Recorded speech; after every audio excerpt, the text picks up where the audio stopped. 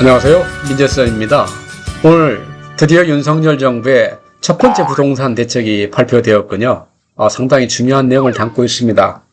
그 내용 중에서 우리가 꼭 알아야 될 점을 좀 중점적으로 설명을 드리는데, 그 시작 전에 하나 제가 말씀드리면은, 이 사람들이나 정부 정책이나 발표문에 사용되는 언어가 그 사람의 수준이나 철학을 나타낸다고 해도 과언이 아닐 텐데, 여기 나타난 문장처럼 부동산 시장의 정상화라는 말을 담고 있다는 얘기는 그동안의 시장의 비정상적인 부분을 전부 다 다시 정상 수준으로 돌리겠다는 창을 담고 있어서 상당히 신뢰가 간다고 생각합니다. 특히 정책 내용을 하나씩 뜯어보면서 느낀 점이, 윤석열 정부는 더 이상 시장과 싸우지 않고 시장을 리드해 가는 정책을 펼치겠구나 하는 감을 받을 수 있어서 신뢰감이 갔습니다.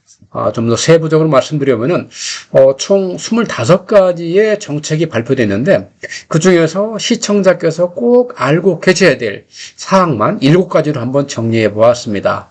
첫 번째가 2년 실거주 요건을 면제해 준다는 내용이죠. 우리가 비과세나 장기 보유 특별 공제를 받기 위해서는 2년 실거주가 필요한 경우가 많이 있습니다. 그런 부분에 대해서 2년 실거주를 면제받을 수 있는 그런 요건을 마련했고요. 두 번째, 분양가 상한제 지역에 당첨됐을 경우에는 즉시 입주해서 실거주해야 되는 그런 의무기간이 있는데, 그 의무기간을 즉시가 아니라 처분 전까지 연장해주는 그런 완화주도 있었고요. 세 번째는 종부세 완화조치, 지난번 6.16 대책에 발표되었었죠. 그 중에서 특히 이제 1세대 주택 판정 시 예외 요건이 좀 불투명했는데, 이번은 완벽하게 다 밝혀놓았습니다. 네 번째는 이제 생애 최초 주택 취득에 대해서는 취득세를 연소득, 지역 요건, 주택 가액 따지지 않고 200만 원까지 감면해주겠다는 내용을 담고 있고요. 다섯 번째도 좀 중요한 내용입니다. 공시가격 제도를 재검토하겠다는 내용인데, 지금 현재에서는 정부에서 가지고 있는 정책은 공시가격을 2030년까지 시가의 90%까지 끌어올리겠다는 그런 큰 전략을 가지고 있습니다. 그걸 전면에 손보겠다는 내용을 담고 있고요. 여섯 번째는 분양가 상한제와 허그의 심사제를 합리화시키겠다는 내용. 그 다음에 일곱 번째도 상당히 중요한 내용입니다. 규제지역을 재검토하겠다는 내용을 담고 있습니다. 우리가 규제지역으로 지정되면, 즉 조정대상 구역이나 투기과열지구, 투기지구로 지정되면 그때부터 세제나 청약에서 많은 불리한 점이 발생하는데, 이런 부분을 시장 현실에 맞게 조정한다는 것은 우리 시장 참여자에게 굉장히 좋은 소식이라고 생각이 됩니다. 하나씩 알아보도록 하겠습니다. 첫 번째, 이번 정책의 대책의 발표 내용 보면은, 기본 방향을 임대차 시장을 안정화하겠다는 내용을 담고 있고, 아까 말씀드린 대로 사용한 언어를 보면은 시장 친화적인 방안을 마련하겠다, 이런 내용을 담고 있습니다. 두 번째, 이제 3분기 중에서 우리가 부동산 시장을 정상화하기 위해서는 무엇을 할 것인가, 또 부분별 시장 기능을 해보겠다, 이런 내용을 담고 있어서 상당히 효율적인 정책들이 집행될 걸로 예상이 되고 있습니다. 좀 더 세부 내용을 들여다보면, 첫 번째는 이제 임대차 시장을 안정화시키는 방향인데요. 그 중에서 임대차 부담을 경감시키기로 나온 내용이 바로 대표적으로 실거주 2년 면제 조건입니다. 지금도 우리가 상생 임대인이라는 그런 개념을 쓰고 있는데요. 상생 임대인은 2021년 12월 20일 새로 생긴 개념입니다. 즉 현재도 운영되고 있는 제도인데요. 임대차 계약이 있어서 기존 임대차 계약에서 임대료를 5% 이내로 인상하면은 그 임대인을 상생 임대인이라고 합니다. 그래서 그런 경우에는 우리가 실거주 2년 중에서 1년을 인정해주는 그런 효과가 있는데, 이번 대책에서는 그걸 갖다가 요건도 완화하고 혜택도 확대하고 적용 기한도 연장한다는 내용이 담고 있습니다. 좀 더 자세히 알아보면은, 첫 번째 상생 임대인의 개념은 제가 말씀드렸죠. 종전 임대차 계약에서 5% 이내 임대료를 상승하는 것을 이제 그 임대차 계약을 한 임대를 말하는 거고요. 그러면 상생 임대인이 되려면 상생 임대주택 요건이 있었습니다. 즉 임대 개시 시점에 1세대 1주택이어야 되고, 그 다음에 기준 시가, 임대 시점 기준 시가가 9억 이하의 주택이 되는데, 이번 대책을 통해서 그게 폐지시켰습니다. 1세대 1주택이 아니어도 되고 9억 이하 아니어도 된다는 얘기입니다. 현재 임대 개시 시점에서 다주택자이더라도 임대주택의 최종 1주택이 남았을 때는 그것을 상생 임대주택을 보겠다는 내용입니다. 상당히 획기적인 내용이죠. 또 이제 혜택을 보면은 그동안 비과세를 받기 위한 혜택에서 우리가 2년 중에 1년의 실거주물을 인정했는데 이제는 2년으로 인정하겠다는 내용을 하겠습니다. 또 하나 특징은 장기보유 특별공제를 지금은 없는데 이제는 인정해주겠다는 겁니다. 이건 대폭적이고 정말 시장의 기대를 뛰어넘은 정책이라고 생각합니다. 문제는 지금 현재 상생 임대주택이 올해 연말을 목표하고 있는데 여기서 2년 늘려서 2024년 12월 31일까지 적용한다는 내용이 되겠습니다. 여기서 하나 이제 우리가 관심을 가질 것은 그럼 이제 막 신축해서 새로 임대하는 주택은 어떻게 되느냐 하는 부분인데 아직 그 부분은 이제 좀 더 유권 해석이 필요하다고 생각하겠습니다. 이 부분은 이제 소득법 시행령만 개정하기 때문에 바로 실시되고 있는 정책이라고 보시면 되겠습니다. 두 번째도 이제 상당히 시장 여파가 클 걸 보고 있는데요. 이것은 임대주택의 공급을 늘리기 위한 대책이 되겠습니다. 현재 분양가 상한 지역 지역에서 당첨된 일반 분양자 경우는 공공택지에서는 만약 분양가와 시가 차익이 80% 이내면은 5년, 80% 100%이면 3년, 민간 택지에서는 각 3년에서 2년씩 바로 실거주를 해야 됩니다.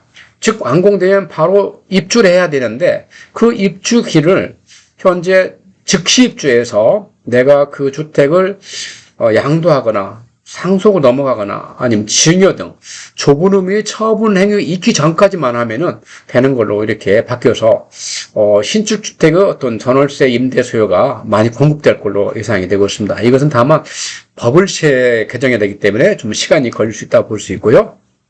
이제 세금으로 넘어갑니다. 세금이 이제 세제 정상화라는 그런 타이틀을 달고 있는데 거래세를 좀 완화시키겠다. 또 공시가격을 좀 더 재검토하겠다. 이런 이제 그림을 담고 있습니다. 좀 더 구체적으로 알아보면은 이제 종부세를 개편해서 종부세 부담 완화하고 좀 더 7월 말까지 종부세 세율 개정을 통한 모든 안을 밝히겠다는 내용을 담고 있습니다. 현재는 이제 공시가격이 상승에 따라서 종부세 부담이 굉장히 극심해졌죠. 그걸 갖다가 세 가지 내용을 담고 있는데 첫 번째는 바로 공정시장가액 비율을 낮추겠다는 얘기입니다. 현재 100%로 되어 있는 걸 60%까지 끌어올리겠다는 내용이고 이 내용은 다주택자도 포함되어 있어서 다주택자에게 혜택이 상당히 크게 갈 걸로 예상이 되고 있습니다.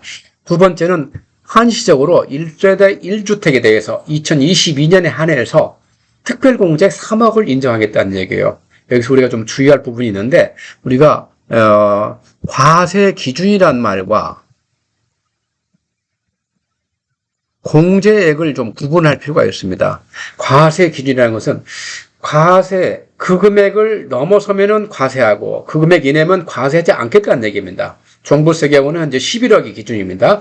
11억이 공시가격이 11억이 넘어가면은 그 넘어가는 금액에 대해서 과세하겠다는 얘기 되는 거죠. 근데 이 기준을 14억으로 올리겠다는 얘기입니다. 그래서 14억까지는 종부세를 납부하지 않는데 만약에 15억이 되면은 여기서 14억을 공제하라 11억만 공제해서 4억에 대해서는 종부세를 내게 된다는 얘기죠. 그래서 과세 기준과 공제액은 다른 개념인데 이번에 3억 특별공제 인정한 것은 공제액이 아니라 과세 기준이라는 것입니다. 좀 더 명확한 이해가 필요하고요. 세 번째는 이제 고령하고 장기 보유자에게 종부세 납부 유예하겠다는 얘기입니다. 면제간 유예입니다. 그럼 언제까지 유예하느냐? 그것은 이 주택을 양도하거나 아니면 상속 넘어가거나 이렇게 처분할 때까지 유예해서 그 처분 시점에 납부하도록 하겠다는 얘기입니다. 고령이라는 것은 60세 이상을 말하는 거고 장기 보유는 5년 이상 보유자를 담고 있습니다. 그래서 현재 1세대 1주택자만 혜택이 주어지고요. 총 급여가 7천만 원, 소득을 받을 6천만 원 이하인 경우만 혜택되고 종부세가 100만 원을 초과하는 경우만 받는 혜택이 되겠습니다. 실제 이 부분은 그렇게 큰 혜택이 있을 거라고 생각되지 않고요. 보다 중요한 것은 이제 우리가 주택수를 계산할 때 일시적 주택, 상속주택, 그다음에 지방 저가주택이 발표되는데 그 내용이 약간 좀 확정해서 확정적이었는데 이번 새로 이제 확정시켜 나왔습니다. 먼저 일시적 2주택 같은 경우에는 종전주택을 2년 이내 양도하면 되게 되는 거고요. 큰 문제가 없었죠. 상속주택의 경우도 저가주택 즉 공시가격 기준으로 수도권 6억, 비수도권 3억 이하인 경우, 지분 경우로 40% 이하인 경우는 우리가 5년 이내에 대해서는 주택수로 인정하지 않겠다는 내용을 담고 있습니다. 그래서 5년 넘어가면은 주택수로 들어가고요. 여기서도 하나 유의할 것이, 이게 주택수에서는 빠지지만은, 이 주택 가액은 종부세 가세 표준에 추가가 된다는 얘기입니다. 그래서 과표는 높아지고, 주택수는 제외되면서 중과세는 안 받게 되는 그런 혜택이 있는 거죠. 지방 저가주택도, 상당히 확정되지 않아서 논란이 많았는데, 이번에 확정이 됐습니다. 1세대 2주택자, 그 다음에 공시가격 3억 이하, 그 다음에 소재지역권에서 수도권과 광역시를 제한 기타 지역에 또 호재한 도시 읍면에 호재한 주택을 말하겠습니다. 이게 이제 공시가격 3억이라는 것은 양도세 중과도 동일하게 지방주택으로서 3억 이하인 경우는 중과 대상에 취하듯이 이 종부세에서도 동일한 혜택을 주겠다고 이해하시면 되겠습니다. 이것도 이제 종부세법을 개정해야 되기 때문에 다소 시간이 걸린다고 이해하시면 되겠습니다.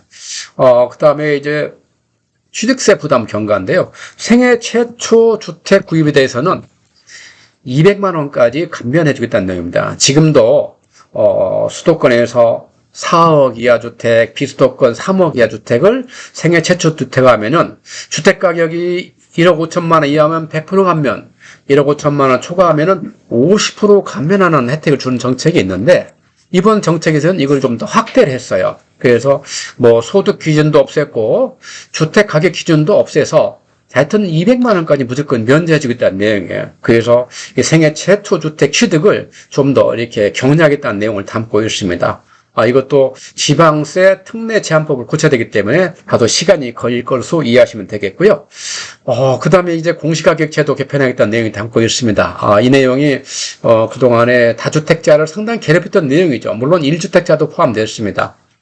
지금 현재 기존의 정부에서는, 공시가격을 2030년까지 시가의 90%까지 끌어올린다는 계획을 가지고 있습니다. 특히 15억 이상은 2025년까지 90%까지 끌어올린 대책을 가지고 있어 상당히 그 세금을 높이는 역할을 해왔습니다.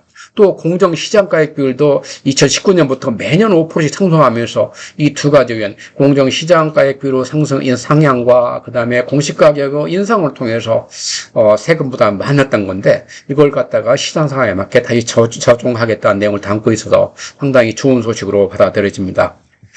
이어서 이제 분양가 상한제를 좀 합리화시키겠다는 내용을 담고 있는데요. 이 분양가 상한제는 그동안의 시장에 신규 주택 공급하는데 큰 걸림돌이 했던 것이죠. 예를 들어서 지금 재정부 시장에 큰 문제가 되고 있는 둔촌 주공도 사실은 이 분양가 상한제 때문에 발생된 문제라기도 과언이 아닐 정도로 그렇게 영향이 큰 정책이었습니다.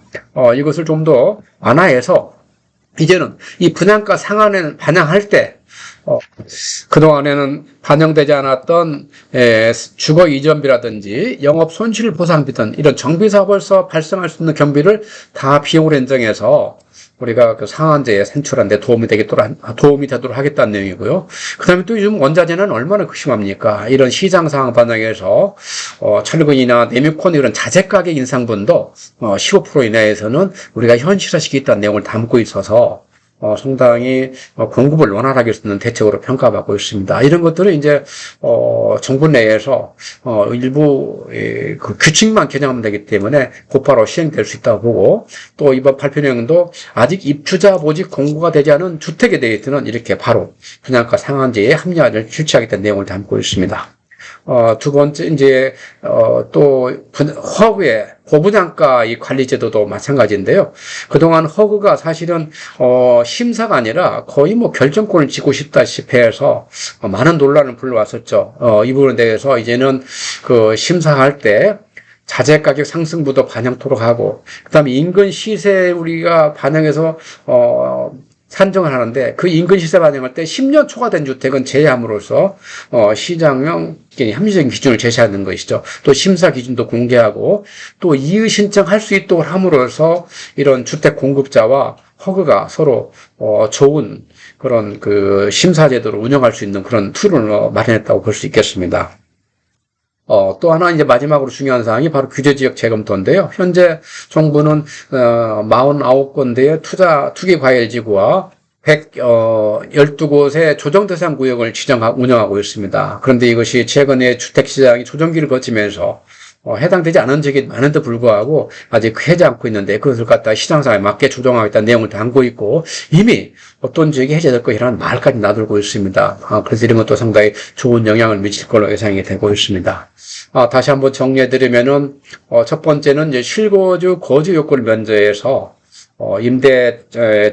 임대인과 임차인이 서로 상생할 수 있는 기회를 마련했고 또 분양가 상한제 거주 의무도 완화함으로써 신규 주택의 전월세 물건으로 공급될 수 있는 그런 유인책을 마련했고 종부세도 완화하고 그다음에 지방 저가주택이라든가 이 상속주택이라든가 일식주택 같은 것도 내용을 상세 보완함으로써 시장 참가자들이 예측 가능한 그런 정책 수단을 제공하고 있습니다.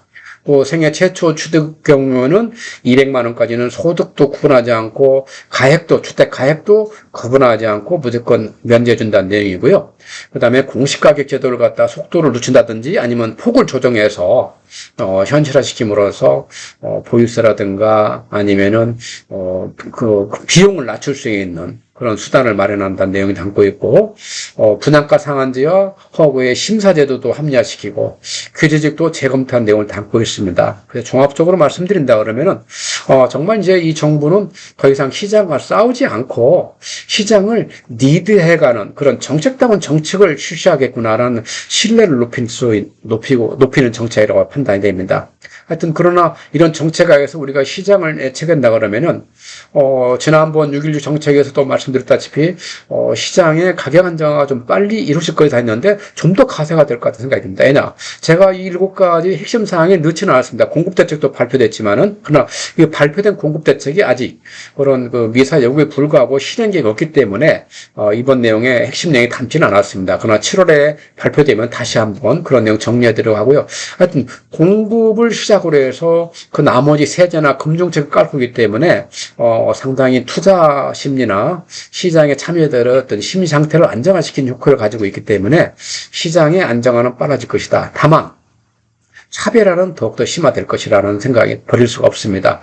특히 핵심 지역, 그다음에 신축, 대형 이런 주택에 대한 선호도는 계속 높아져가고 높아져가다 보니까 가격 상승은 더 빠르게 올라갈 걸로 예상이 되고 있습니다.